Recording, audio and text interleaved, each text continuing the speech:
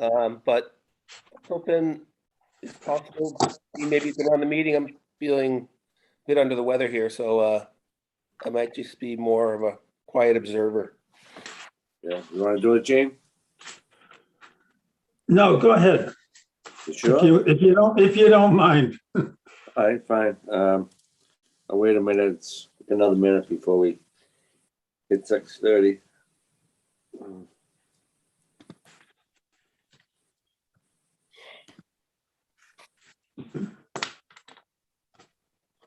What, have you got, a cold? Not sure. Sort of in and out of bed all day. I'm sure I'll feel better tomorrow, but Yeah.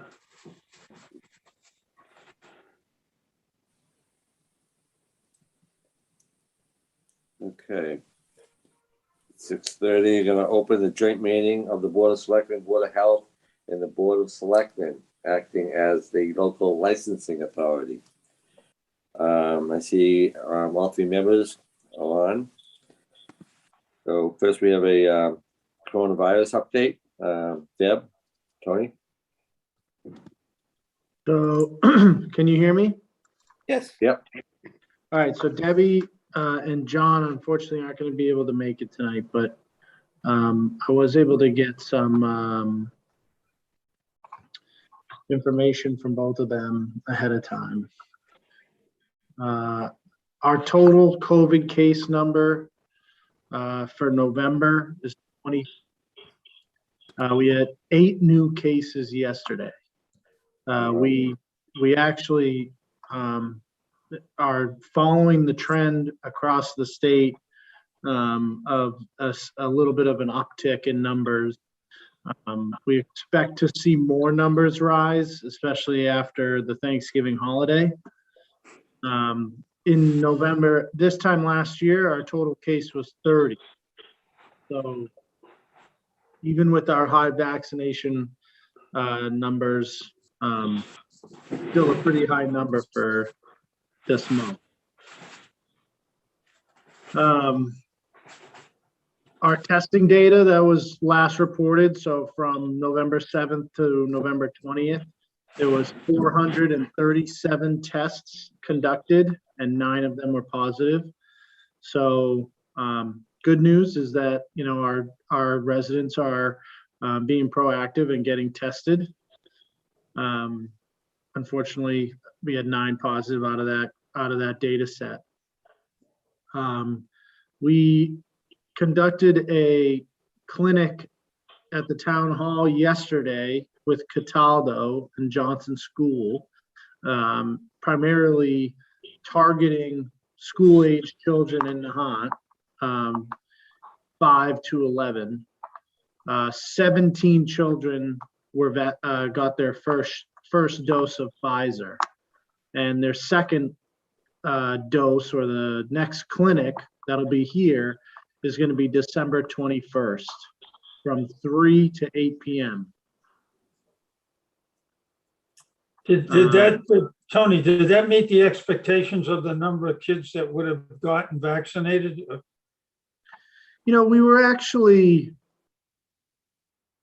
kind of lower on our target, but higher. So with the Cataldo brought with them booster shots, expecting that parents, you know, who might be eligible, who are bringing their kids for their first shot, you know, may want to use the opportunity to get the booster.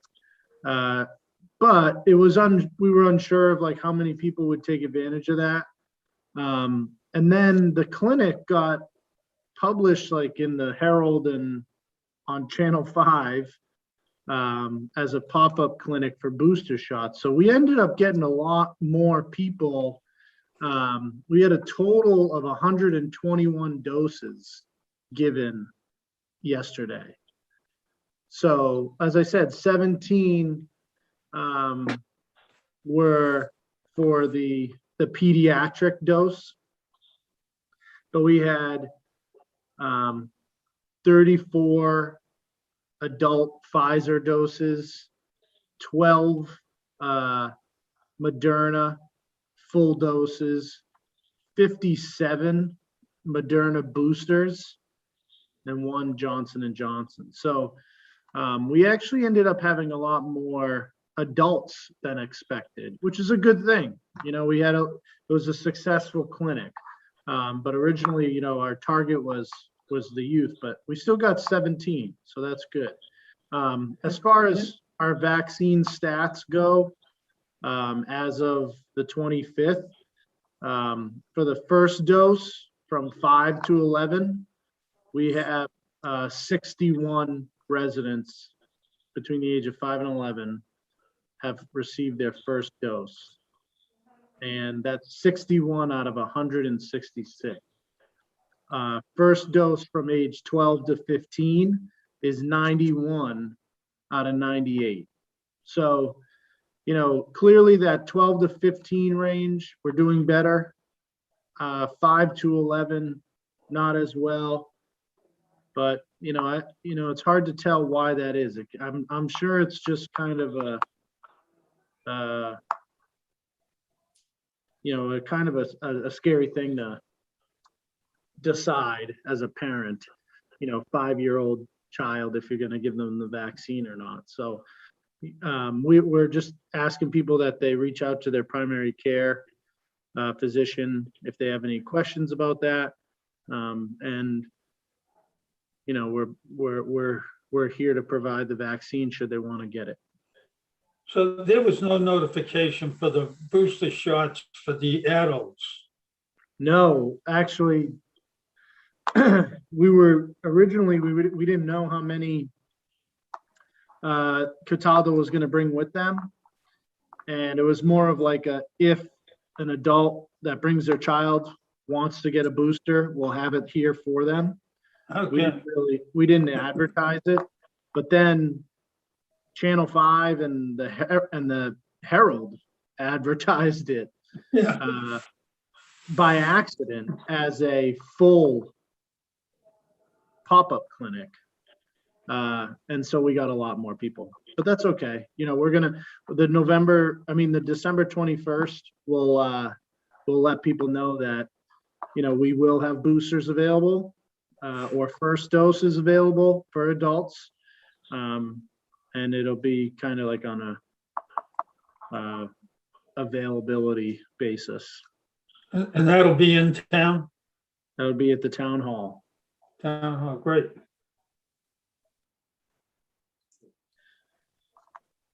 Okay. Anything else, Tony? Let's see.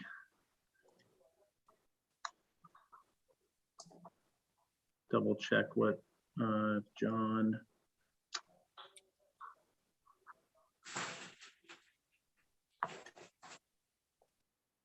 You know, John's meeting with other communities, DPH, you know, officials from other communities.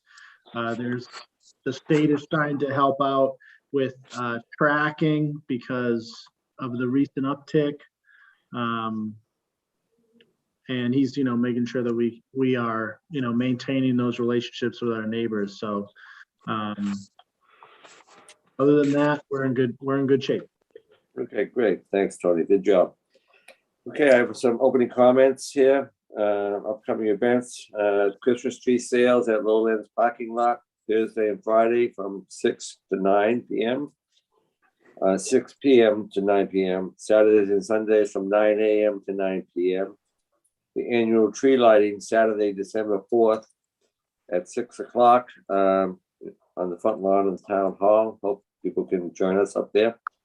The Christmas parade fundraiser is on Saturday, December 11th, beginning at 6 p.m. at the Tides Restaurant. 25th annual Christmas parade fundraiser, Saturday, December 18th, beginning at 6 p.m. The parade will begin at Cliff Street and will go townwide. The winter parking ban begins December 21st through March 20th, 2022. All vehicles must be parked off the street during the hours of 12 a.m. to 6 p.m. Are we still doing special requests, Tony, from the police department on street parking? Yes. You can Okay, get a winter permit by request. Yep. yeah, and it, That's it's 6 a.m. by the way. oh, excuse me, 6 a.m. Is that snow or no snow or all the time? All the time. Okay. So if people have limited parking and they're scrambling to find a spot, if we can accommodate you, contact the police department, they'll come out, meet with you and take a look at the area and try to authorize some on-street parking during the winter. But even with that, if it snows, you're gonna have to get your car off the street. Okay. Gene or Josh, anything in opening comments? I just wanted to mention, in case people were wondering about the project, the Flash Road Playground, the new basketball court and tennis courts and pickleball courts. Unfortunately, to paint the courts, the weather needs to be over 50 degrees F, and we ran out of time. So unfortunately, those won't get painted until the spring. Probably not much activity in the winter down there anyway, but okay. Gene? No, I have nothing. Okay, we have the public hearing as the local licensing authority. This is a public hearing to accept a renewal and transfer of a liquor license and common vicular license for the Bayside. So Gene, if I could have a motion to open this hearing? I move that the Board of Selectmen open the public hearing as the Board of Selectmen, acting as the local licensing authority, to vote to accept the renewal and transfer of the liquor license and common victualler license for the Bayside Restaurant. Seconded. Motion's been made, seconded. Any discussion on the motion? So Jerry, are you the proprietor? This is Attorney John Moradian, Democus Law Offices. I filed the transfer application and Jerry Raffaelli is on the camera. I can see him. You can unmute yourself, Jerry. What we're seeking tonight is after the town. Mr. Meridian, before you go further, the motion on the floor is to open the hearing, and then, so if you guys can vote Yeah. to open it, and then give it right back to Mr. Meridian. We'll get back to you. So the motion on the floor is to open it. Hearing has been made and seconded. All those in favor? Gene Canty, aye. Josh Hanford, aye. Colin and I. Gene, if you could make there'll be two motions here, one for the transfer, I believe, Tony, also one for the renewal, right? Right. So first, the motion will be to renew, Okay, and then after renewal, we'll vote on transfer. okay, sounds good. Gene, if I have a motion to, on the first motion, please? Okay, I move that the Board of Selectmen vote to approve the following liquor license renewal application for 2022, approved by the ABCC. Goodell's Inc., DBA Bayside Restaurant, 1 Southwick Avenue, Nahant, Mass. Restaurant license, all alcoholic beverages. And further, that the release of said license are subject to the approval of all inspections and payment of all outstanding fees, fines, and payments to the town of Nahant. Seconded. Motion's been made and seconded. Open for discussion. Tony, this is just the renewal of the license, so the Right. attorney, Jerry, don't need. This is not affecting them. It's the transfer that affects them. That's correct. Do we have, this is a public hearing. Should I open this up to anyone in support of this renewal and anyone who is against the renewal? Well, we start with anybody who may support this renewal.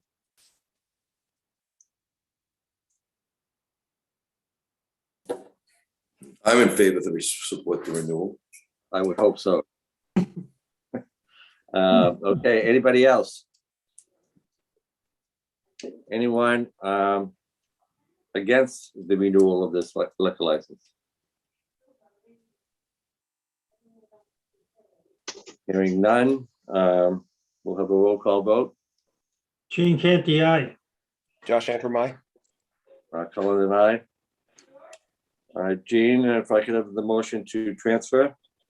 I move that the Board of Selectmen vote to approve the following transfer of the liquor license application for the year 2022 to be approved by the ABCC from Goodell's Inc., DBA Bayside Restaurant, Dana Goodell Manager, 1 Southwick Avenue, Nahant, Mass. 01908. Restaurant license, all alcoholic beverages. 2, Bayside Function Corporation, DBA, the Bayside, Gerardo Raphael Manager, 1 Southwick Avenue, restaurant license and all alcoholic beverages. And further, that the release of said licenses are subject to the approval of all inspections and payment of all outstanding fees, fines, and payments to the town of Nahant, and authorize the town administrator to sign the licensing authority certification form. Seconded. Motion seconded. Discussion. Attorney Moradian, did I get that correct? Yeah, John Moradian, Democus Law Offices.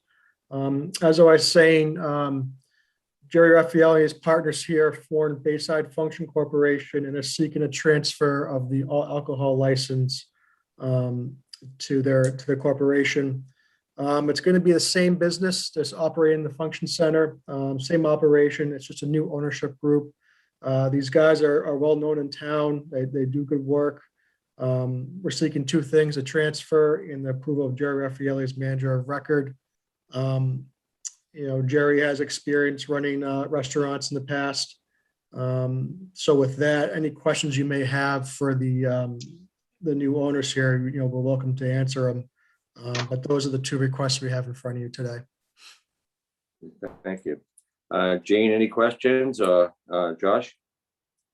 Just really quick, Jerry and Attorney Radian, is the intent to operate this strictly as a function hall? Or is it?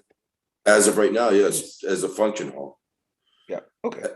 as what it's permitted to do now. Yeah, okay. That's all I had. Jane? Okay, no, I have not. I heard the word owner. Is this Jerry? Is this you or a group? Me, my cousin, Jerry. Jerry and Jerry. We're the same name. Just asking. That's fine. Well, I think it's really great to see the Bayside come out of the mothballs. I'll take the mothballs out of the Bayside and look forward to coming down to one of the functions. So let me ask if there's anybody listening who wants to speak in favor of this motion. Hearing none. Anyone who wants to speak against this motion? Hearing none. We'll give a roll call vote. Gene Canty, aye. Josh Antrim, aye. Cullen and I. Thank you, John, and thank you. Appreciate it. Thank you. So, Have a good Mr. night. Chairman, we Okay, I yeah. think what we did, we jumped around a little. We renewed the liquor license and we transferred the liquor license. We should now renew the common victualler license and then transfer that. So the motion to renew that is, I have it. I move that the Board of Selectmen vote to approve the following common victualler license transfer as it stands alone or in connection with a liquor license for the year 2022 for the following establishment. From Goodell's DBA Bayside Restaurant, Dana Goodell Manager, 1 Southwick Avenue, Nahant, license and all alcoholic beverages. 2, the Bayside Function Corp., DBA The Bayside, Gerardo Raphael, manager, 1 Southwick Avenue, Nahant, Mass, restaurant license and all alcoholic beverages. And further, that the release of said licenses are subject to the approval of all inspections and payment of all outstanding fees, fines, and payments to the town of Nahant. Seconded. Motion is made and seconded. Tony, do we have to seek if there's anyone listening approve or disapprove this? I would think so, where it's still part of the hearing. Well, actually, I'll defer to Dan on that. Yeah, we should do that just to cover our bases. It should move Okay. on. If there's And anybody, was that motion? Renew the I'm common vic. just trying to follow along if that was to renew and transfer, or was that just a transfer? says just a transfer to approve the following transfer. Right. We did the renewal before, I think, Tony. Okay. All right, so now, okay, sounds good. Okay. Yep. So I hear no one speaking for or against this. Take a roll call vote. Gene Canty, aye. Josh Antrim, aye. Cullen and I. Okay, I think that wraps it up. Again, Jerry, look forward to seeing you down there. Thank you. Thank you. Thank you. Can I have a motion to close the public hearing? I move that the Board of Selectmen close the public hearing. Seconded. Motion made and seconded. Any discussion? Seeing and hearing none, all in favor? Gene Canty, aye. Josh Antrim, aye. Mark Cullen and I. Okay, we're on to new business. We have some minutes to approve. Thank you, guys. Have a good night. Yeah, thanks, Jerry. Thank you. Luck.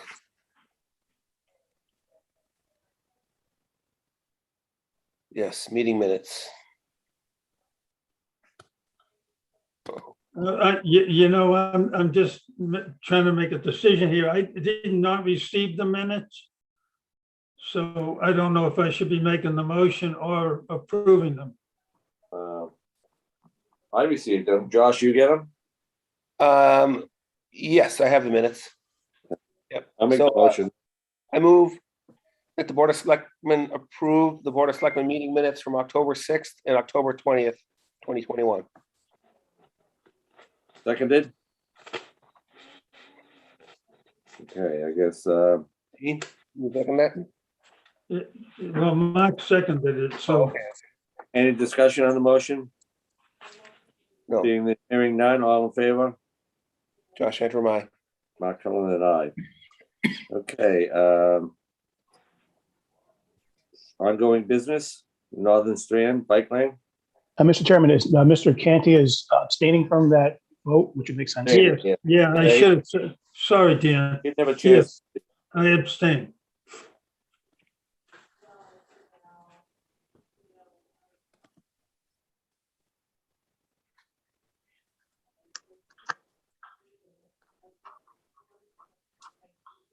Okay,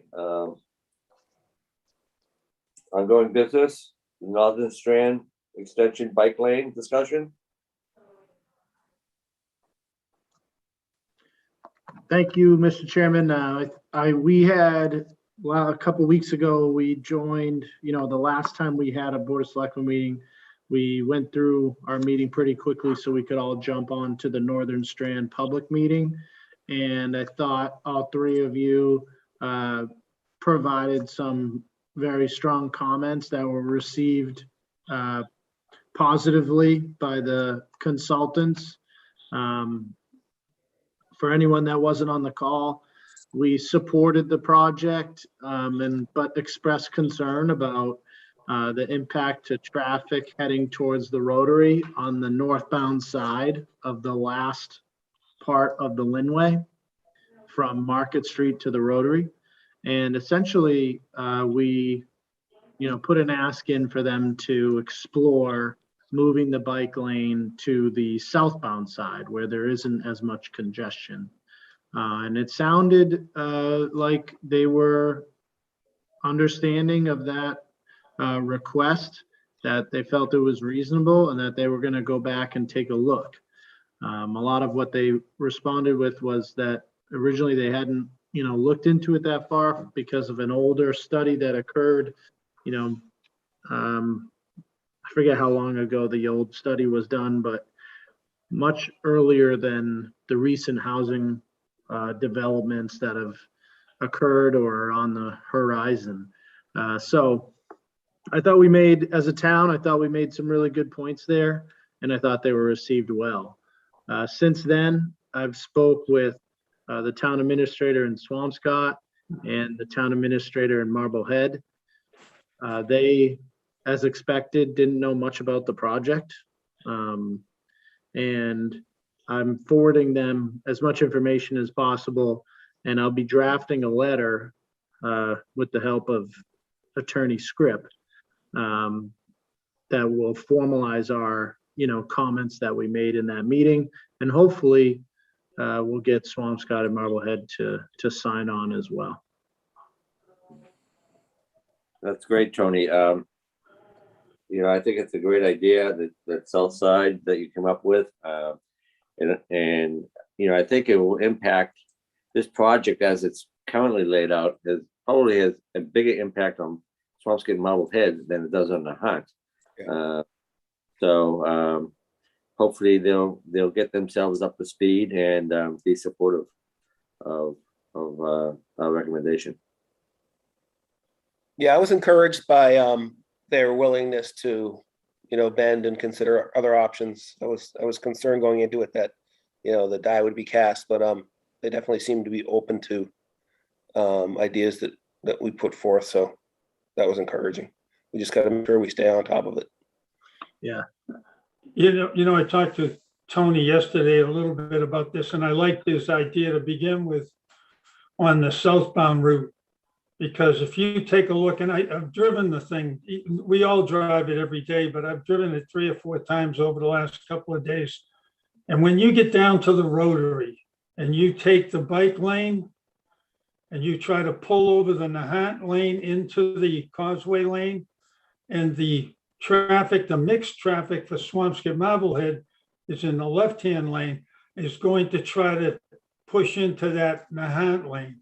This thing going north is going to be a real challenge. In fact, more than a challenge, it's going to be a catastrophe.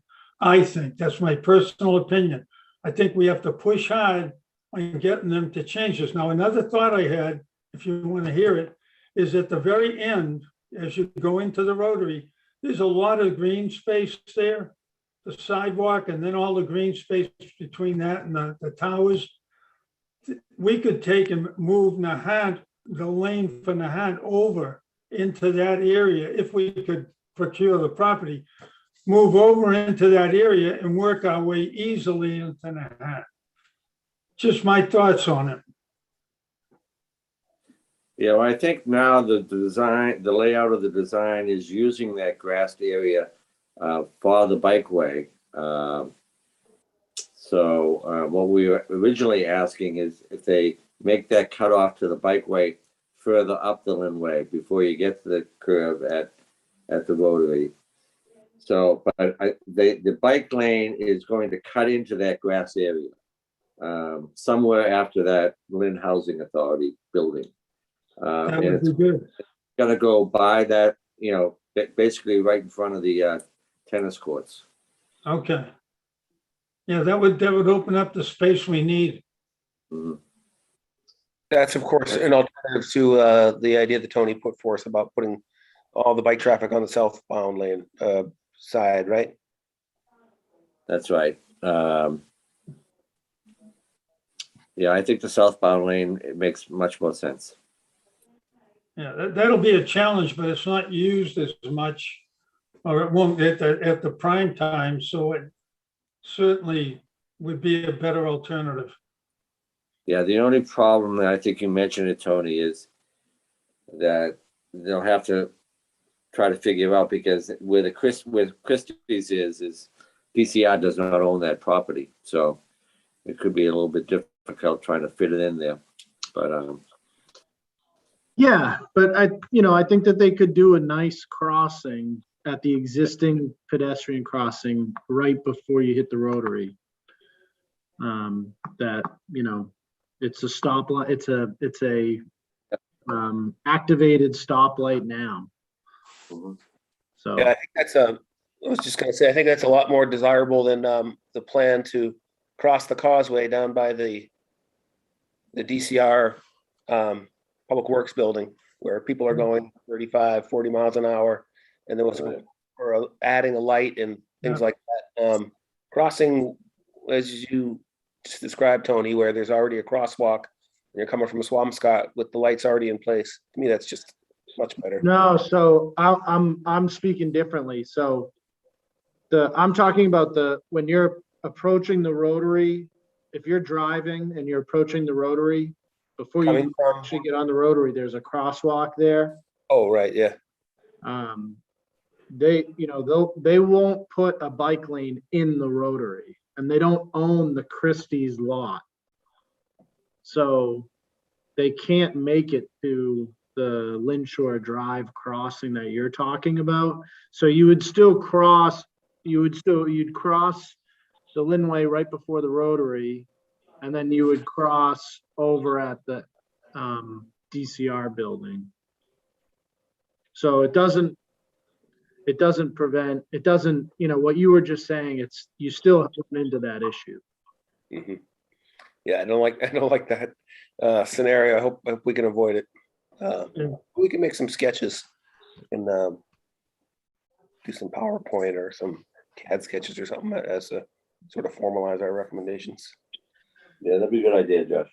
Yeah, and so I did some research on that older study that they were referring to, which was, I think it was like 10, 12 years ago. And it went up, it didn't come up Market Street to the Linway. It went, towards Lewis, and then it took a right on Nahant Street and crossed over Lynn Shore Drive there. So it avoided the Linway altogether and stayed in the more residential areas. So I don't know why they got away from that, but it might be worth mentioning in our letter. When are you hoping to get the letter out? Next week, the latest. Okay. I want to give Swampscott Marblehead some time to review it and see if they want to sign on. Yeah.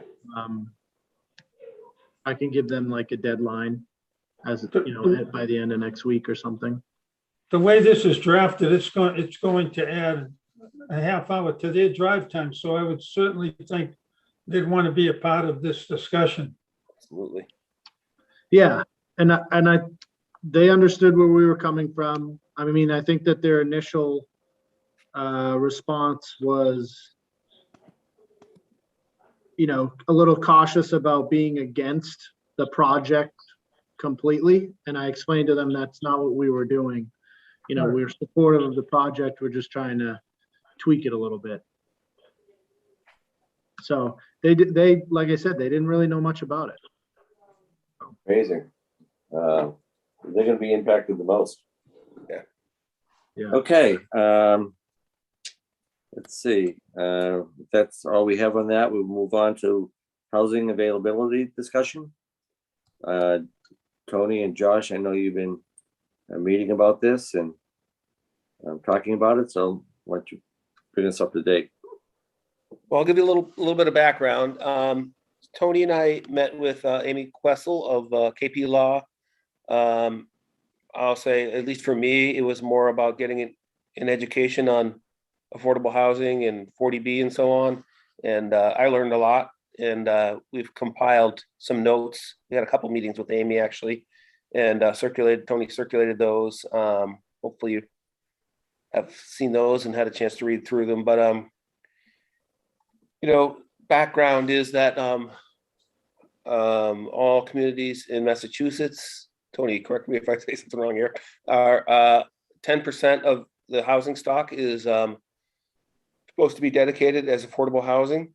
So in the case of Nahant, we have just over 1,600 housing units. So that means 161-ish affordable housing units. We're currently at 48, so which is 3%. So we have a ways to go on meeting that goal. Now, one thing that can be done is approve a housing production plan that has sort of milestone goals and of increasing the affordable housing stock over a period of time. And we had a lot of discussion about how we could approach that goal. And Mark, your thoughts on accessory dwellings could potentially dovetail well into that if we can. It would require deed restrictions and so on, but there's a long way to go on this one. I don't want to get into too much detail, but I think it's important for Nahant to think to the future and not wait until we have a crisis, but rather to get this housing production plan in place and start working on those goals. There is one other, let's call it safe harbor option, which is if 1.5% of the available land space is dedicated to affordable housing, that also gives you safe harbor from unfriendly 40B developments. Just for people's edification, the 40B developments don't need to meet Nahant's zoning laws. So that's potentially problematic I think, for the town to have buildings that don't meet our zoning laws. So that's in part a driver behind this. So that's another approach for Nahant to meet the requirements. So we'll probably look at that first. That's Josh, can you dig just a little deeper into that? Does that mean that if any property that's available to a builder or contractor, that they can build it to any dimensional size that they want? Can they go up 4 stories? Can they expand to 300 feet? I'm not certain, but I think that's the concern. Yeah. Yeah. Let me just jump in a little. I think there are some sort of restrictions. This is similar to the Dover Amendment provision, where if you don't meet these requirements, they come in. I mean, you couldn't plop a 50-story building in the middle of Highland Road, for example. I don't think that would be permitted. Dan, you might want to jump in here, but I think it has. But they are given a lot of leeway on what they can do with an unfriendly 40B. I agree, Mark. I think there are some limitations, although they're pretty relaxed when compared to the normal restrictions provided by our zoning bylaws. Well, the housing plan is something that I would absolutely support. Tony, I think I sent you some information on Metropolitan Area Planning Council. I think would be a great source to help the town come in and put our plan together. They've done it for a lot of other communities, and I'm not just restricting it to them. There are plenty of other consultants that could help us along the way here, but they're sort of a quasi public entity that has a lot of familiarity with the area. So looking at assessing accessory dwelling units, looking at existing affordable housing plans. There's other property in town that may come up for development over the next several years that we need to be concerned about. And I think all of that should be put into a comprehensive plan. Hey, Mark, just a quick question, if you could answer it. How do the accessory dwellings dovetail into something like this? Well, I mean, I think, Dan, you can jump in if you want. With the accessory dwelling units, the new law would allow the town to put certain restrictions on it. We could say you can have an accessory dwelling unit in your house. Your house has to be, for example, one of the restrictions could be owner occupied. Another, we could limit age. We could say 65 or older. We could have a provision in there for affordable housing standards, those types of things. Is that right, Dan? Yeah, Yeah, there are limitations that can be added to ADUs. This is still in the formation phase, but Newton had a pretty good example, as you mentioned, owner occupied, things of that nature. Mhm. Is an So there's- accessory, there's- is an accessory dwelling a separate unit? That's up to us to determine, like, the details of what would characterize as an accessory dwelling unit. But, one thing that's interesting about it is, as you know, the town is zoned as single-family structures, so we can provide an incentive to our zoning that would basically say you can become a legal two-family if the second unit, the accessory dwelling unit, meets, our 40B requirement. If it's affordable, if it's for senior living, if you put, that sort of thing. So that's how you could dovetail it into the 40B issue. It's the concept of it is there, and I think it sounds, and it's going to be interesting to see it. I think the details are a whole nother conversation, because once you start getting into that, there's building code issues that, have to be addressed as well. And so but it could work. It could help us out as far as meeting the number of units that are required by every town. And whether it be rented or whether it be condoed has a different impact on the number of units that counts towards, that could count towards our total. So if you had a two-family house and you are renting,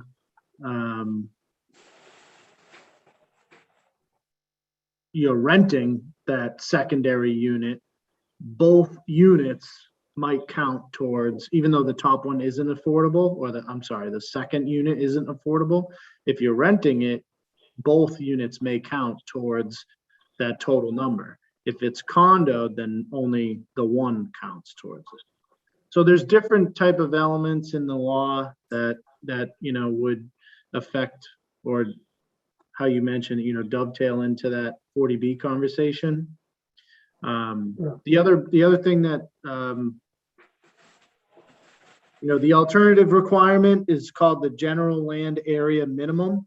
It's called, or GLAM, which says that, as I think Selectman Antrim mentioned it a little bit, is 1.5% of the land area of the municipality is dedicated to affordable housing.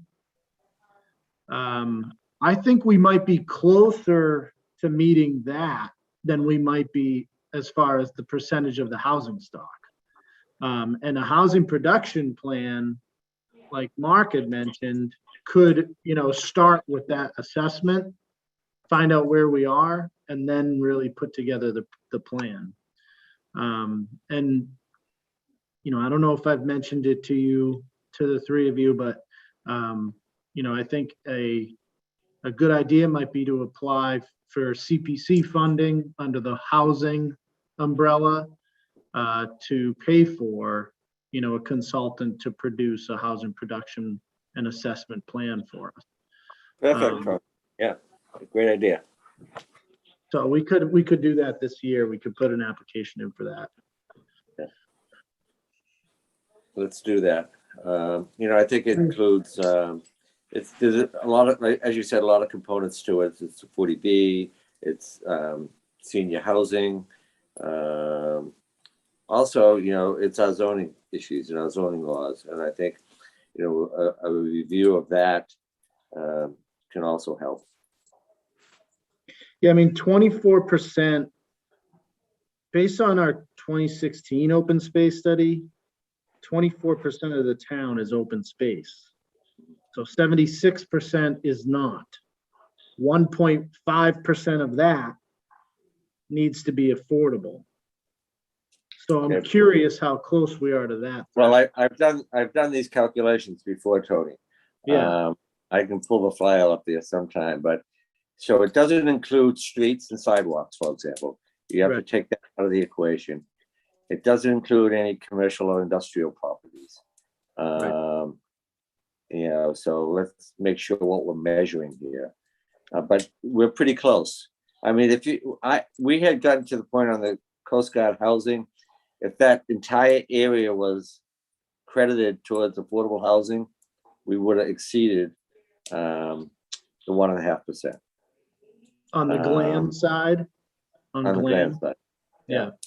But the problem was with that, the original proposal back, what, in the year 2000, whatever it was, we only had 25% affordable. So only 25% of the entire acreage there would have qualified, not the full acreage.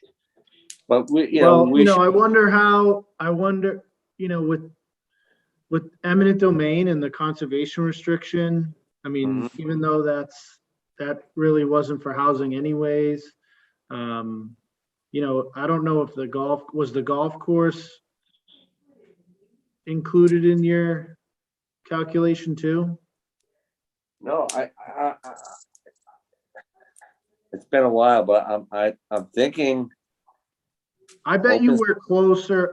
My point is, I bet you were closer to meeting the glam threshold than we are the housing stock threshold. Oh, a lot closer. We were very close. Okay, yeah, all right. A lot we're on the closer. same page. Yeah. Well, I'll ask the question, just to ask the question, was it considered during the Coast Guard public hearings or during their discussions, this GLAM program?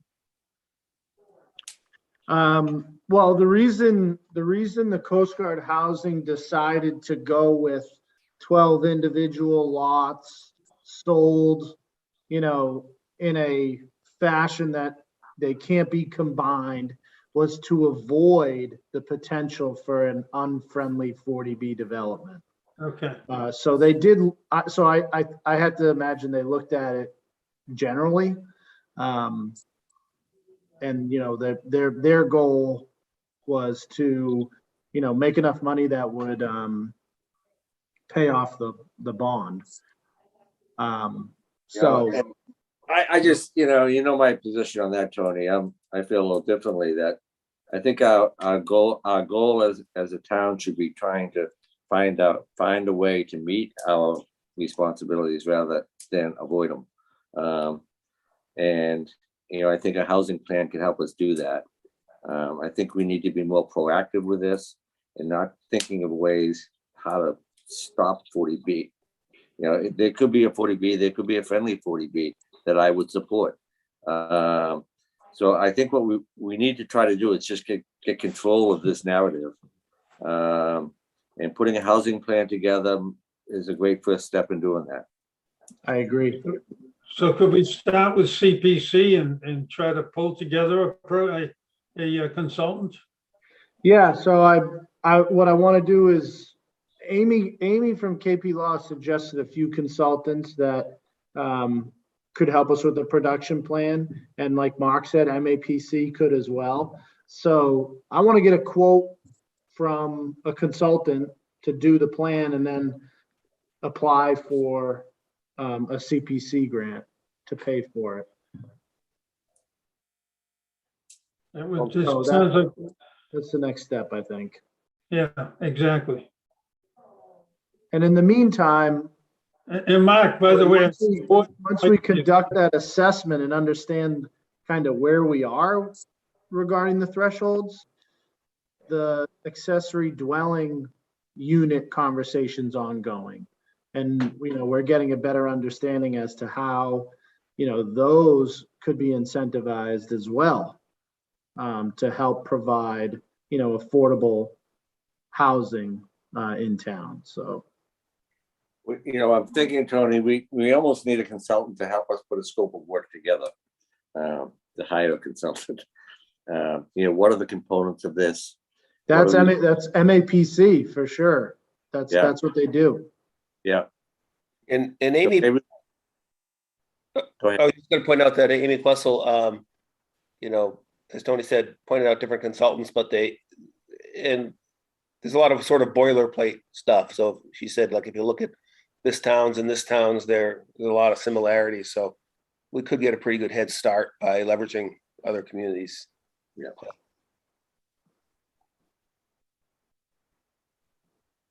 Great. All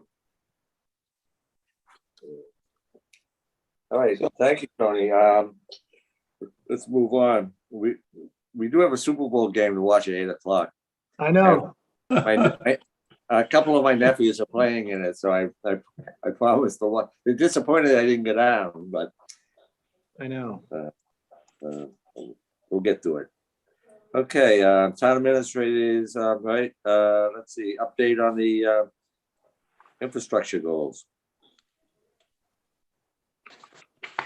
What is this? Do you want me to, I can just read the goal and then give a quick,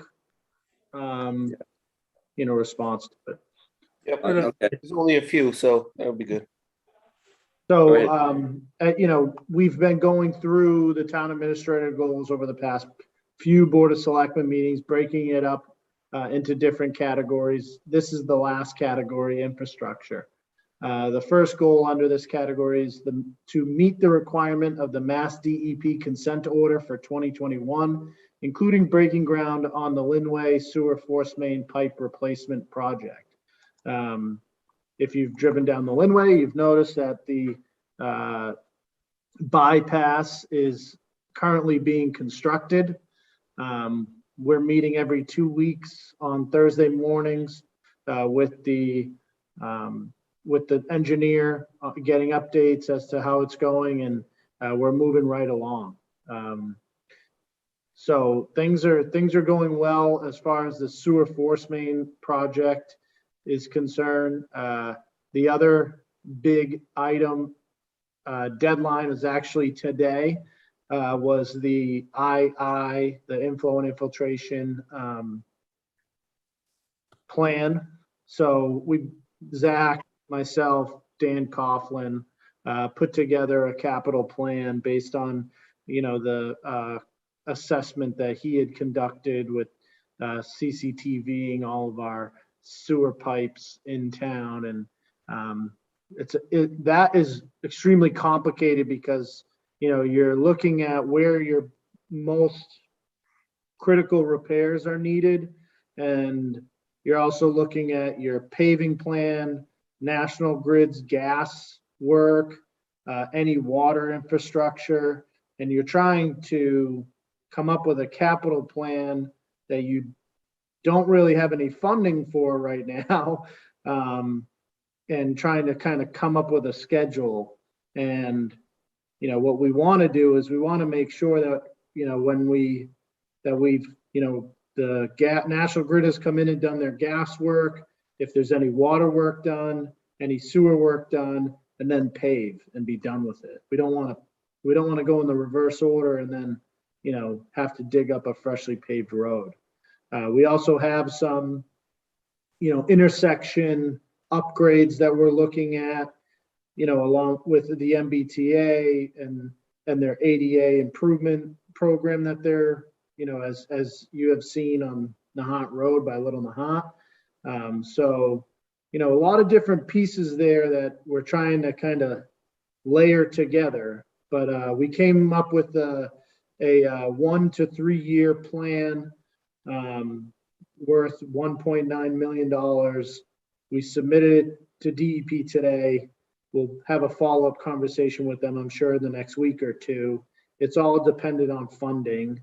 And really, what we want to know is how much money will we have left over from the sewer main job to dedicate towards II work, and other issues. So it's we're meeting our requirement, but still a lot of work to do. Any questions or comments on that first goal? Yeah, I mean, I was excited to, to see the bypass going out, and, I reviewed the plans. I noticed that they're going in the back of the Harbor Freight or whatever, the junkyard there. That's a great idea, I think. So I'm really encouraged. One question I have on our pavement management plan, Tony, do we have sidewalks included in that? Or if we No, don't so add we them? don't. So I have we just signed a contract for Stan Tech in the last couple weeks on that audit for the sign audit. Yeah. And we expanded it to include sidewalks. Okay, great. You know, being in the daycare system business now, I'm walking the sidewalks quite a bit with a carriage, and a number of them I have to go out in the street. So, Well, that's I know, and driving down the Nahant Road and seeing that new crosswalk and sidewalk with nice, 90-degree granite curbing, I'm starting to become obsessed with sidewalks. and curbs. yeah. And just to add, because you just mentioned, if we're doing a sidewalk that has bituminous curbs, let's put granite in if we can. Yeah. Right. Okay, great. What's the next one?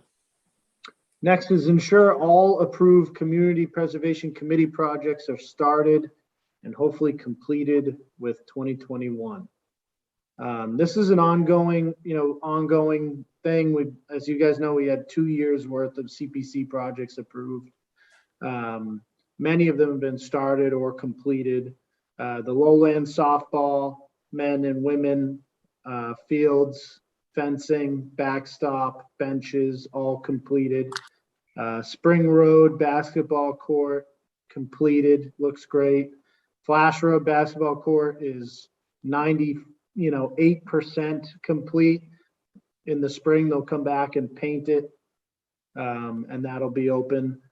Library Town Hall envelope, the bids, actually the sub bids are being opened tomorrow, so that's in the procurement process. Little Nahant Playground, we've talked about this a few times. We are going to be having a public meeting soon regarding Little Nahant Dune. And so with that, we are going to be talking about the playground as well. The goal here would be to put our order in for the playground equipment, that one piece of equipment that we're trying to replace now, because I'm sure it's going to be back ordered. So we'd like to put that in now in the wintertime so we have it and we can install it in the spring. Also, I'll probably be going to CPC this year for playground equipment dollars as well, in line with the Open Space and Recreation Committee's recommendations based on the survey they did. So, some of the projects, there are additional projects there like ADA accessibility here in the town hall. Where we are, the projects are ongoing. We're making as much progress as we can while having a ton of other stuff. But,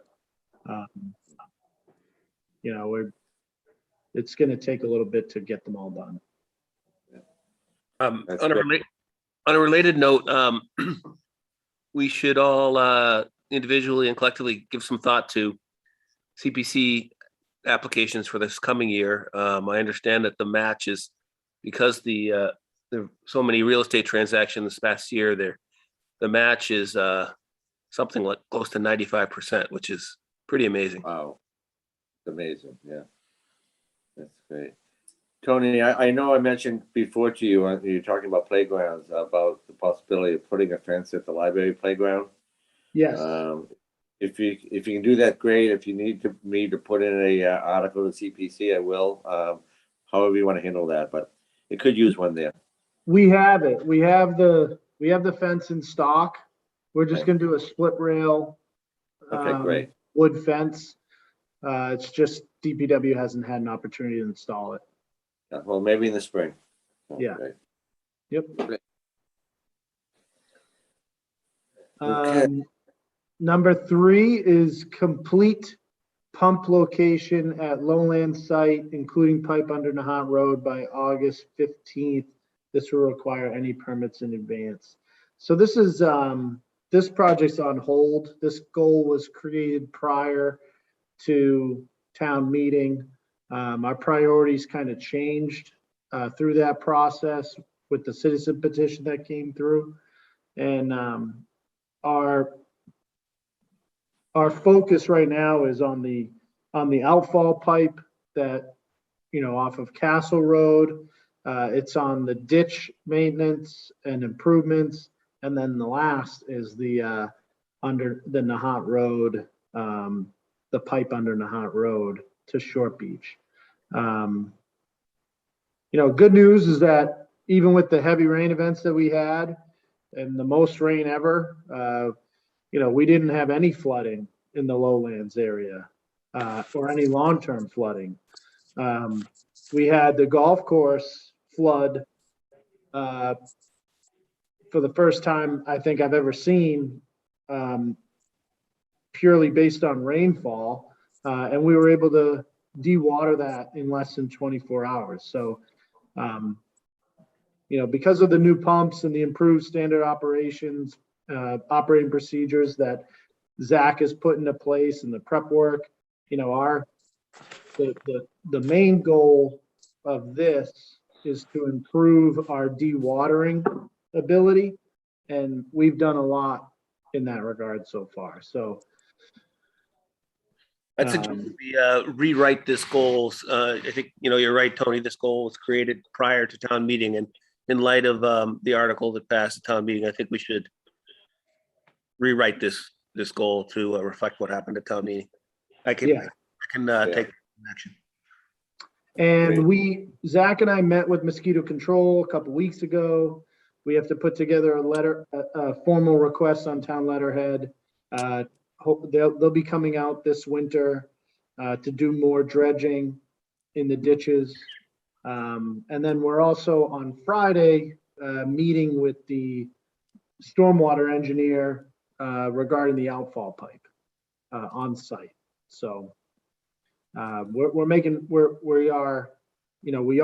are making progress in a sense. Great, Tony. Good job. Hoping I can attend that meeting on Friday with you, Tony, as we discussed. Did you see it got moved to 1 o'clock?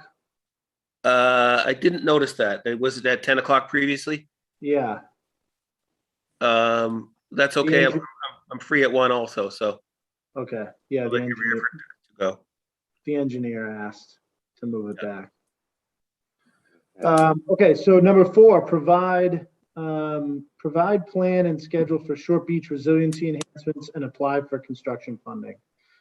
We have been on calls like multiple times in the last few weeks with FEMA on the BRIC grant. We are having extremely positive reaction from CZM and DEP and FEMA on the grant application regarding Short Beach Dune. So right now we have been working on a benefit cost analysis, which is a part of the grant. We've applied for over $1 million for construction to basically increase the resiliency of Short Beach Dune by bringing the height of the dune up and making the entry points more resilient. So we're working on it. We've gotten a lot of positive feedback. This is a big one, so we're putting a lot of effort into it. And one of the biggest issues that the next big issue that we're going to have to overcome is the garage at the Coast Guard station and how that's going to be designed and permitted into this project. So, Tony, I'm hoping during all this that they're going to be making some discovery on what type of materials to use. They'll do the testing and look at that real strong. The sand is important. Yeah, you have to match what's existing on the beach. So like for the Little Nahant, we have funding from FEMA to rebuild the dune to what it was prior to the storm. And that project, the engineer, Applied Coastal, has already come out, collected samples and sent it off to a lab to be analyzed for the material that's gonna come in needs to match. It's a permitting requirement. Good, great. I just wanted to mention, Tony, that, one of the incentives, if you will, for the Short Beach resiliency plan is how much land area that helps. In other words, we're not just helping the beach, we're helping everything on the other side of the beach. Because obviously, as everyone knows, once the waves go over the dune there, it all floods down into Spring Road and Fox Hill Road and Ward Road. So I think that's one of our rationales for funding this, is that it protects a lot more than just the beach. It protects that whole neighborhood back there. So True. FEMA's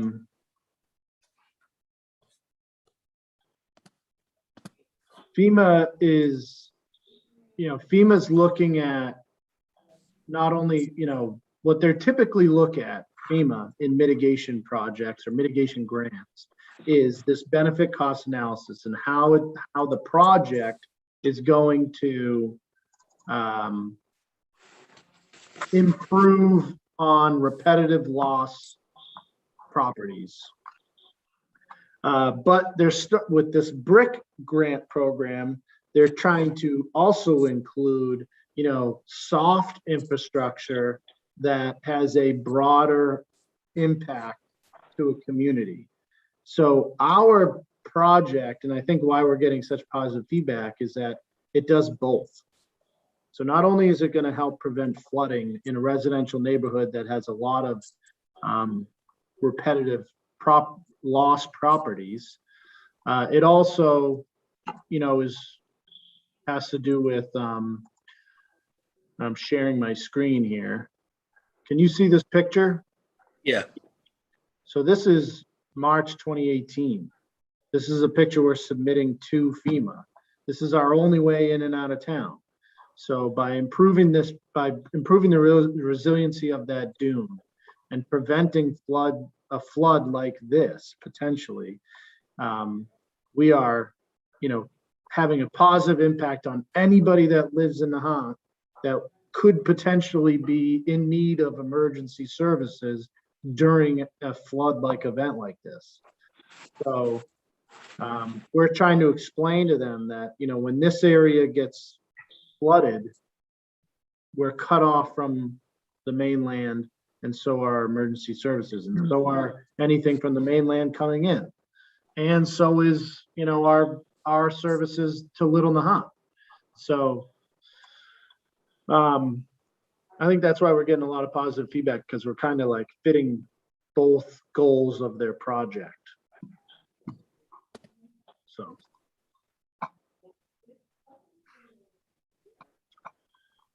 All right. Any questions on that? I guess just that, after you meet with mosquito control or communicate with mosquito control, you can update us on the ditch drainage schedule. Yeah, so How much how many how much we're gonna get.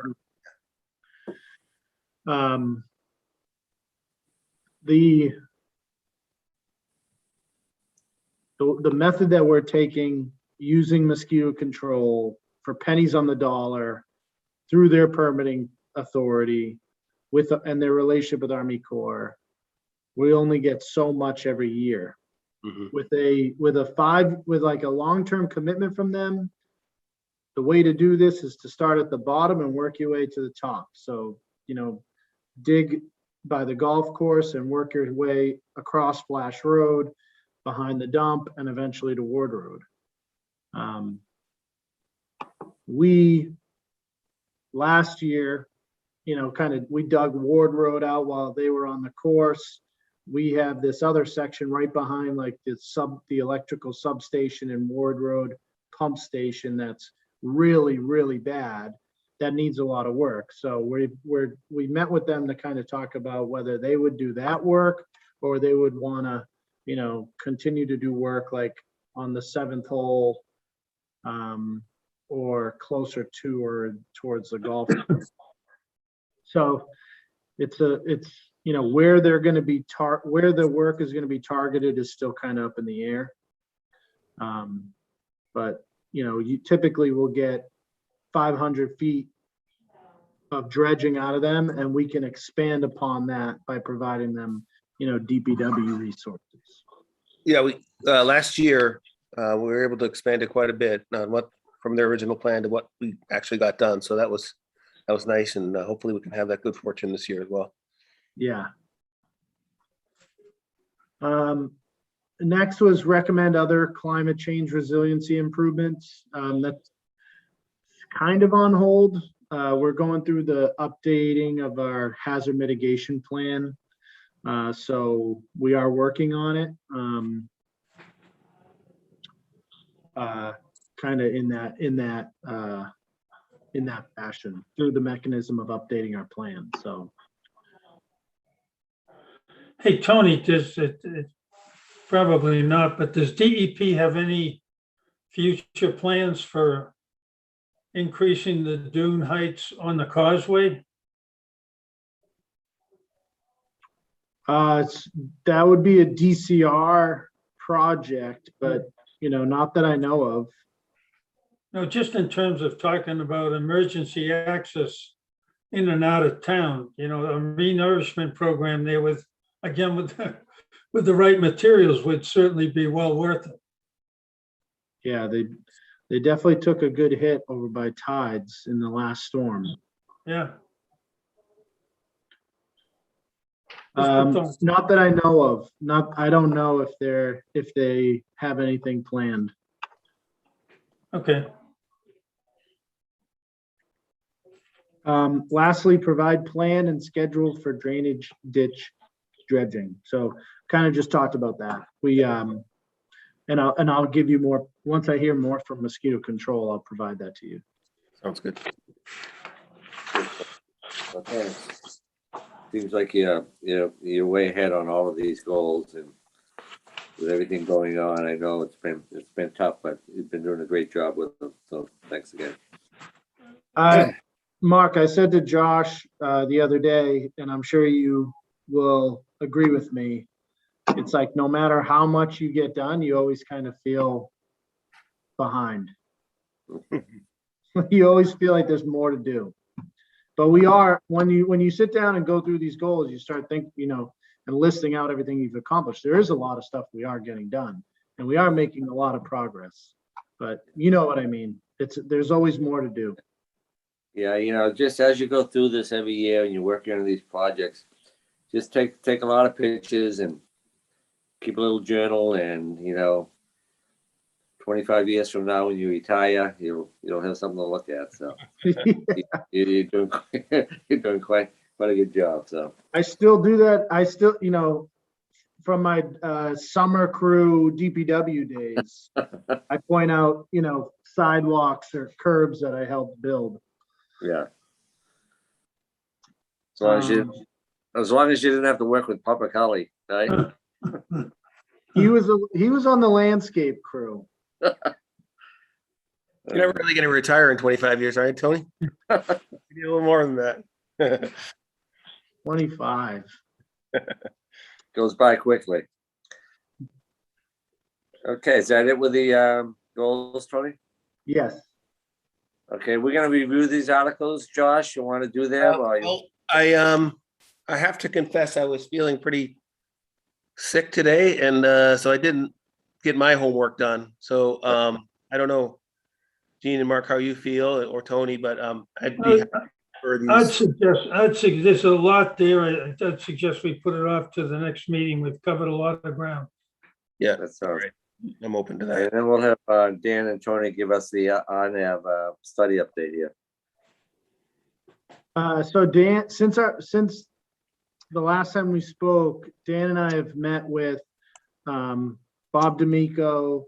We've spoken with other members of CAC and Massport, and we will be meeting with them tomorrow. Swampscott and the town administrator, Sean Fitzgerald, and their Alice, I forget her, Stein. Yeah, Alex Steiner, Stein, something like that. which Yeah. is their CAC liaison for Swampscott, will be joining us. So we have a big meeting tomorrow with them to talk about the concerns that we have with the study. And, getting someone from Massport to take part in this meeting was a big ask, and luckily, they're going to be part of the conversation. So good outlook, high hopes, and we're rushing. We've been trying to get this meeting on the calendar because CAC, is scheduled to take a vote on the proposal. December, what date? December 9th at 4:00, and the public is welcome to attend that Zoom meeting. December 9th at 4. We'll put that online so that anybody from Nahant that wants to participate in the public meeting on December 9th, that they can do that. I think it's smart to partner with Swampscott on this effort because, otherwise it's a situation where Swampscott's just saying, push it more towards Nahant, and we're saying push it more towards our Swampscott. And I think it's a smart move to collaborate. You can't push it any closer to Nahant. Since our last meeting, and Dan, you're more aware of this than anybody as a pilot. I've been sitting out there occasionally watching the traffic at night, generally from 8 o'clock until probably 11:30. One night in particular, I wanted to bring this in. It was a Friday, and it was the 12th of November. And between 11 and 11:45, there were 28 flights. And I was going to ask you, how can they do that a minute apart from each other? No, there's a standard deviation they need. It's not a minute. It's certainly not. What size of the planes you're looking at? If they were smaller, that's different. The big planes need, I want to say, at least 3 minutes is the standard. But really, these are probably 737s. Yeah, those are heavy, so they would need a few minutes in between. And how many planes did you say within? I think you said 45 minutes. 25. Yeah, that's something doesn't seem right about that. Now they probably can squeeze in some small Cessnas or Arrows between the big planes, but that's a lot. That seems like a big number, a real big number. But what got me is every one of them just centered itself over Little Nahant. Just to directly split it in half, right down the middle, and then over to Revere and into whatever runway that is. Yeah, that would be 2-2 left or right, depending on the type of plane that's landing. But what's happening is that air traffic is vectoring, basically just telling in what directions for that pilot to fly to join the final approach force. And it happens to be over the spot you mentioned. But that seems like a lot. That seems like a heavy load. It was a lot. In fact, I think Sunday night I saw the same different time frame, 8 to 8:45. And I just get tired of watching. Huh? You know what they're probably doing, because Logan has parallel runways at 2-2 left and 2-2 right. You can literally land 2 planes at the same time on parallel runways. There are procedures for that. Even the heavies can do that as long as they're far apart laterally. So you could have been sort of seeing from your purview 2 planes close together when they're actually going to different runways, right? That happens all the time, especially places like Denver, where they have nothing but parallel runways, and places like that. So you might see 40-some planes, but there's a good chance that they're landing on separate runways. Okay, well, there's definitely something there. Yeah, I believe it. Hello. Can I speak? Hello? Is it all right to speak? Yeah, go ahead, George. Yeah. Yeah, I want to say something that Mr. Canty's absolutely right. Living over here in Little Nahant, I'm underneath these planes that he's talking about, and sometimes they are a minute apart. I beg to differ with I forget his name there, the lawyer, and it happens almost every night. I'm glad to see that we are meeting with the CAC. I mean, it's absolutely atrocious, the planes that fly over here, and they are a minute apart. And these aren't small planes. These are jumbo jets. And they start sometimes at 4 o'clock in the morning. Sometimes they at dusk, they go till 12 o'clock at night. and they are flying over Little Nahant or right on the northern edge of Little Nahant. And I keep calling and reporting this, and I get the same patented answer that the FAA is following the guidelines and these planes are flying a half a mile away from my house, which they aren't. And then a couple of answers saying that the planes have a right to overfly Little Nahant. I've got this all documented in my computer. I can print out the responses to show anybody that wanted to see them.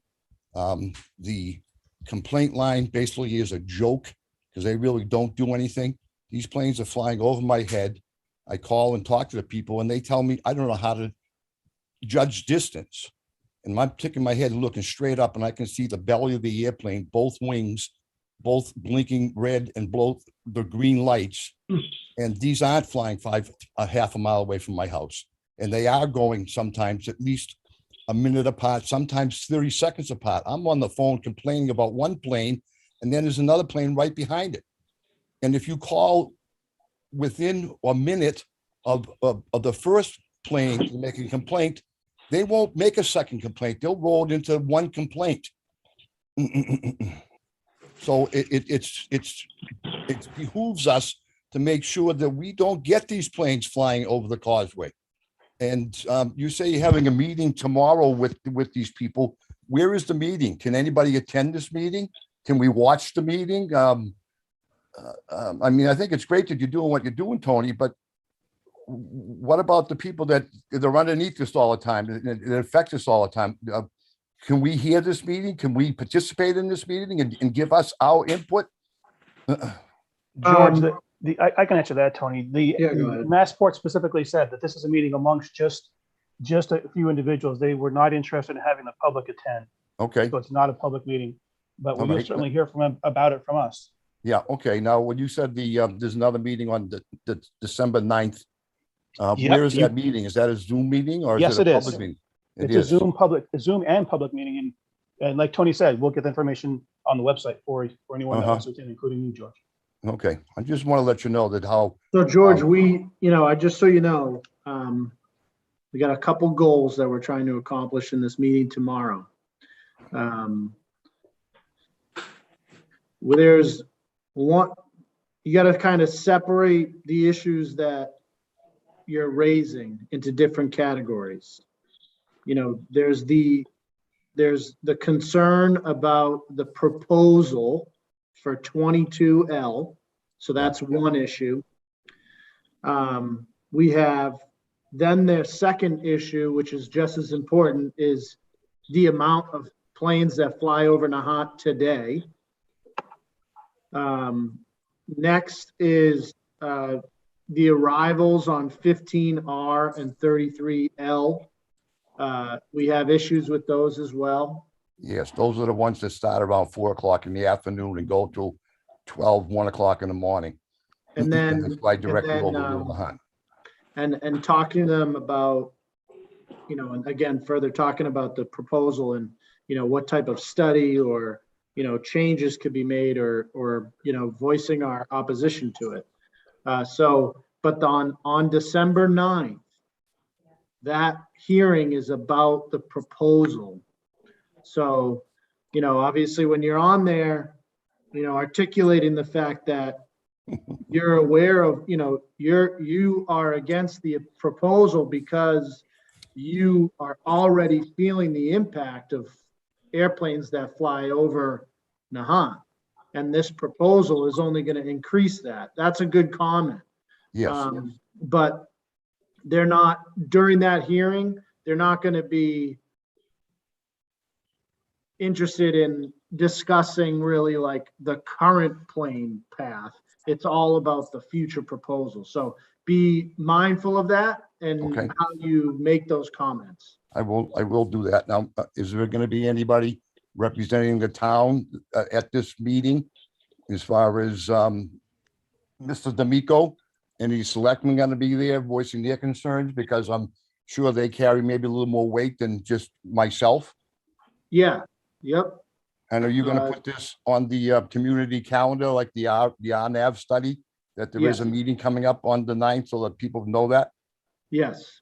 Okay, and one more question while I have your attention, because I know you want to get out of there. You had mentioned the Little Nahant Playground. I had told a couple of people that I know around here to get in touch with you about you talking Yes. about getting something together. I want to make sure that they get in touch with you. Yes, They did, and you mentioned something about a meeting with the Little Nahant. Could you send me an email when that meeting is going to be, when Yeah. it's going to happen, so I can kind of join in? absolutely. Okay. Absolutely. And Yeah. I want to thank you for all the work you have done with this RNAV and hopefully, we can work this out so we're not getting bombarded over here in Little Nahant. I'm not the only one. I got neighbors around me that are also complaining, but they don't, sometimes they wouldn't, I don't know how to pronounce this without saying some bad language, so I won't, but they wouldn't say blank if they had a mouthful of it, if you know what I'm saying. So I'm kind of a little bit of the voice for around here. And I know sometimes I get excited and my voice goes up like I'm yelling. I'm trying hard not to do that, but I've lived in this town for 57 years, this house for 31 years, and I love this town. And if these planes are gonna do what I think is gonna happen, because they're already doing it now, this flight path, when they're landing over my house, they're going halfway down the causeway over my house and so on and so forth. It might be forced me to move out of this town, which I love so much. I've been in this town just about my whole life. And so this is a very big thing to me and a lot of other people in Little Nahant. Unfortunately, it doesn't affect, well, fortunately for people over Big Nahant, it doesn't affect them that much. And that was great to see that we got that many signatures on the petition. I hope that that's going to be made aware of when you have this meeting tomorrow. Yeah. Okay. Well, thank you very much. And I don't see any of you. Have a very Merry Christmas and please stay safe. Thanks, Thank George. And Thanks, I just George. wanted to say, George, that we certainly, I know you're kind of the voice for a lot of Little Nahant, but we certainly understand that it really impacts everybody that lives in Little Nahant, and as well as. And some people in Big Nahant too. I know that these planes that you're talking about, then the 33 left and 22 left. When they fly over Little Nahant, they kind of fly out towards Egg Rock, and then they almost make a U-turn and they hit the people up at 40 steps. I think that was what Gene was talking about. And so they do affect the people in Big Nahant too, but not as much as we have, because we have runway 4 right, which is brutal. They start at 4:30 in the morning. And again, the same thing, you call up and complain and they tell us that, oh no, these planes are 3/4 of a mile away from your house and so on and so forth. And they're not, because I'm right underneath it. And so I'm trying to work with the new noise abatement guy over there, because the other guy is gone now, and see if I can't get them to put a noise monitor in my backyard, because the noise monitor that they have at the Coast Guard station isn't really correctly recording the noise level, because it's too far away from where the planes are. So, and the guy said that I know I had it done before in my backyard many years ago. And I think the guy's name is Steve. I can't remember his last name, but I've been raising that point in my complaints. And I told the guy after the holidays and so on and so forth go by, I'll get back in touch with him and we can see if we can work out a plan to maybe put this noise monitor in my backyard.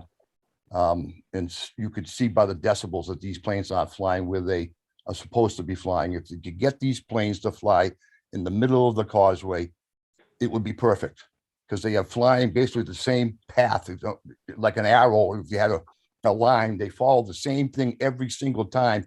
If you could get them to move that line over the halfway house, a little bit past the halfway house, no one would be bothered. It would solve all the problems that Marblehead, Swampscott, and Nahant. But no one seems to listen to me. It seems like it falls on deaf ears no matter how much I complain.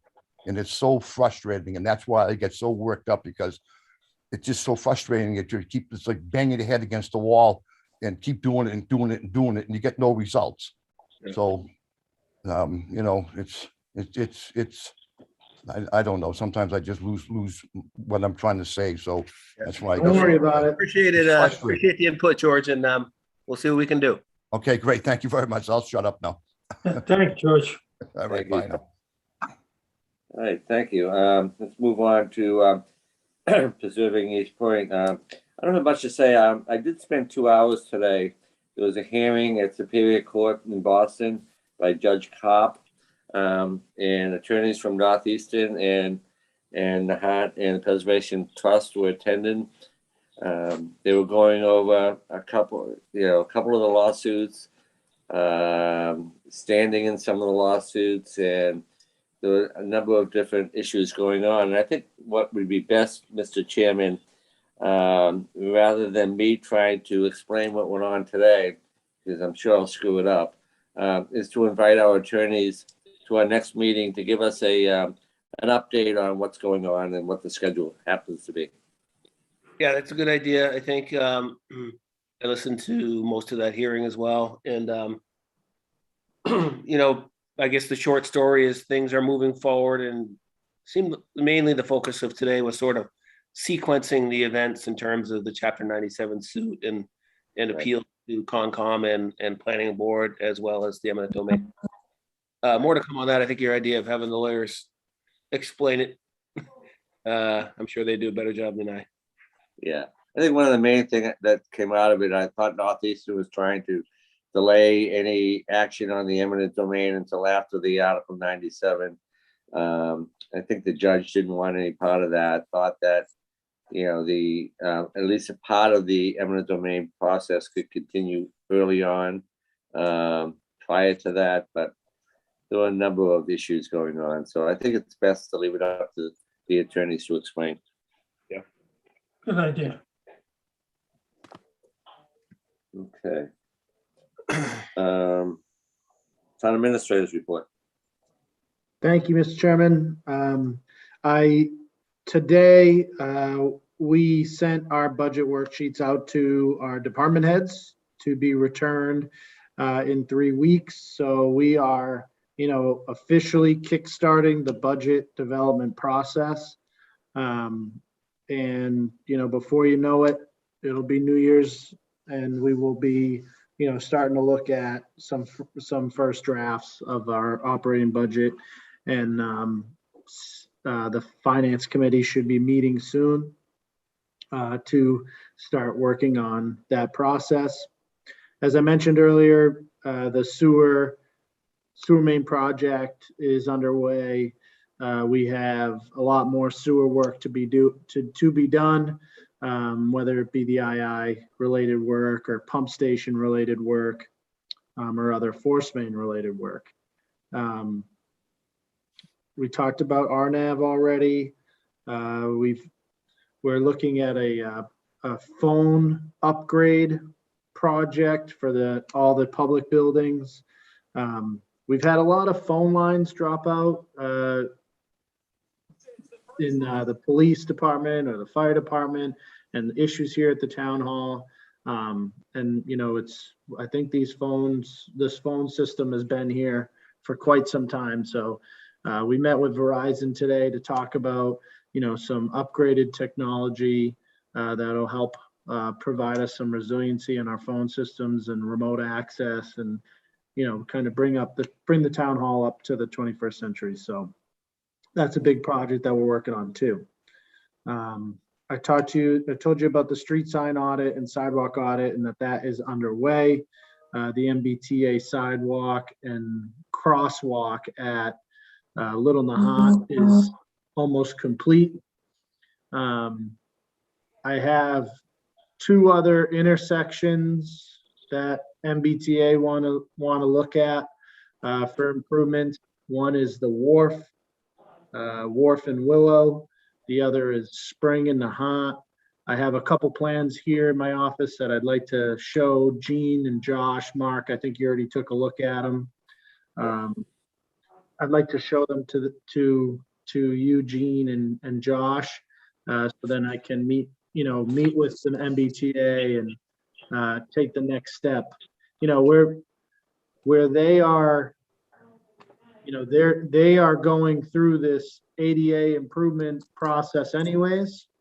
That crosswalk and sidewalk, the permitting, the engineering, the traffic study, completely paid for by MBTA. So where we can take advantage of their funding, I think we should. And so, but I do want you guys to take a look at those designs. Will do. And Short Beach, I mentioned a little bit about it, the Short Beach Dune over by Little Nahant, the FEMA funded project. The abutters notices should be going out in the next week or so. And a Concom hearing will occur shortly after that with the notice, with the NOI on that. So we're trying to get that project done this winter. Okay, great.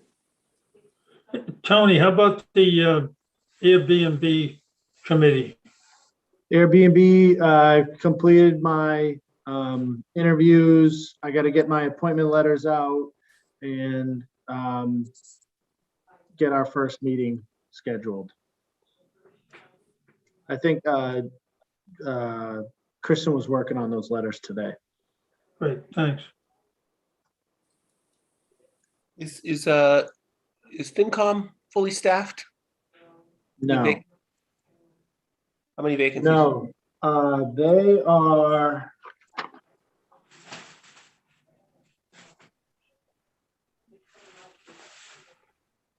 They're either 7 or 6, and they should have 9. Yeah. Oh, that would be, But that's the moderator. yeah, maybe we need to rattle his cage a little bit because I'm sure that, many hands make lighter work and we have a lot of work coming up. Yeah.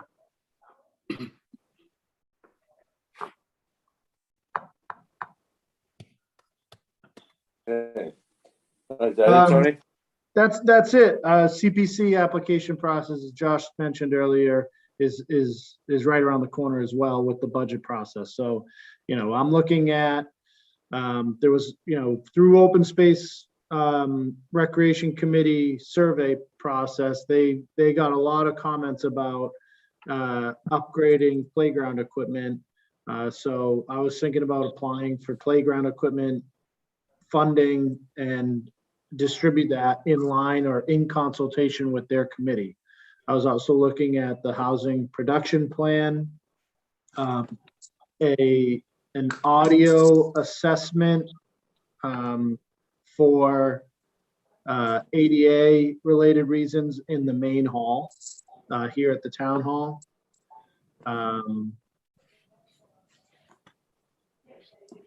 And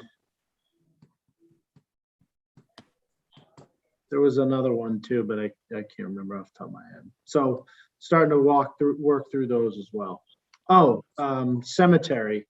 I'm trying to get quotes from some stone mason type contractors for an estimate to reset the flat headstones at the cemetery, and hoping that that's an eligible project under CPC too. That's a great idea, Tony. I mean, that's certainly something that we couldn't really do, DPW. I mean, it's just, you have to get out there and survey it, line it up, and there's a lot of work to do there. Yeah. But I mean, and while we're there, I think, what I'd like to include in that project is that back circle. Like, yeah, 1/4 of it is cobblestone, like cobbled. yeah, If we could do the whole circle like that, because we're constantly having to fix the stone dust and the puddle, and if we could fix that, that'd be good too. yeah, that'd be a great spot. Hey, Tony, if you would, thank Zach for smoothing out those walkways up at Lodge Park. Appreciate it. I will. Thank you.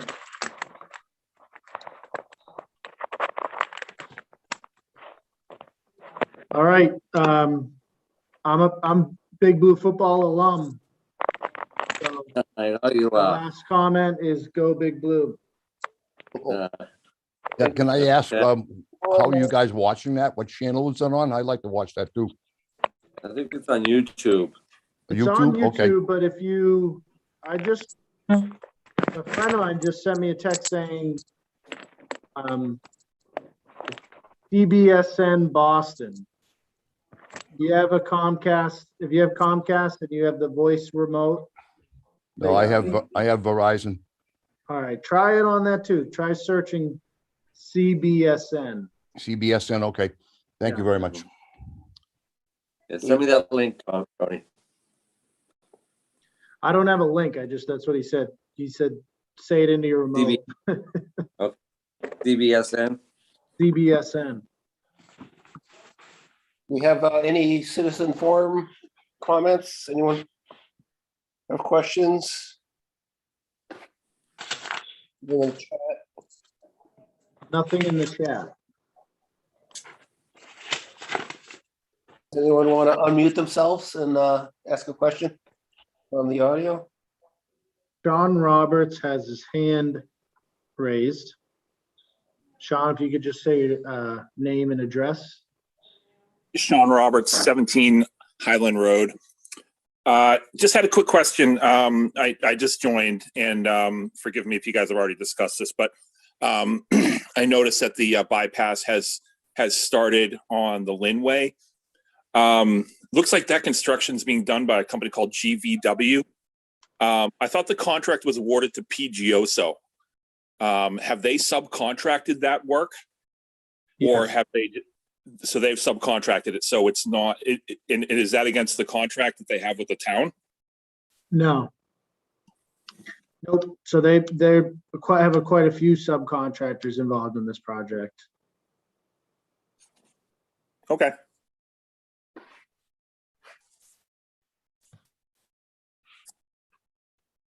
All right.